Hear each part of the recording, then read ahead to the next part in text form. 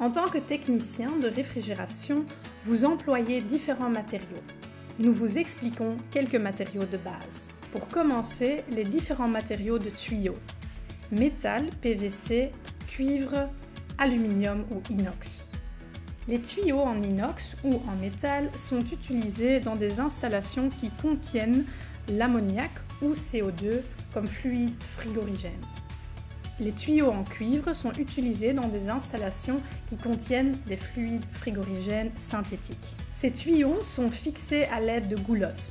Ceux-ci sont munis de matériaux d'isolation pour que le tuyau puisse automatiquement être isolé dans la goulotte et que l'isolation ne soit pas aplatie à cause de son propre poids.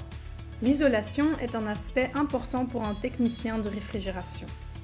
L'isolation doit résister l'humidité afin de lutter contre les fuites et doit être placée résistant à l'humidité. Sinon, il y aura de la condensation à l'extérieur. Il faut utiliser des matériaux de montage comme des goulottes, plugs et vis. La goulotte est fixée avec des vis et placée contre le mur avec des plugs. Le type de plug dépend du type du mur sur lequel vous travaillez. On utilise un coupe-tube pour manipuler les tuyaux dans la bonne forme. Avec les barbeurs, on supprime la bavure intérieure qui reste dans le tuyau après avoir fait l'incision. Il faut faire attention que cette bavure ne finisse pas dans le tuyau. Le coupe-tube est surtout utilisé dans le cas du cuivre. Les tuyaux en PVC, qu'on utilise pour faire les connexions électriques, sont coupés avec un autre type. Les tuyaux en métal sont taillés avec une meule adaptée au métal. La technique réfrigération est d'origine américaine, ce qui implique que les mensurations sont en anglais. Le pouce, inch en anglais, contient la longueur d'un pouce qui mesure à peu près 2,54 cm. Un demi-pouce mesure 1,27 cm.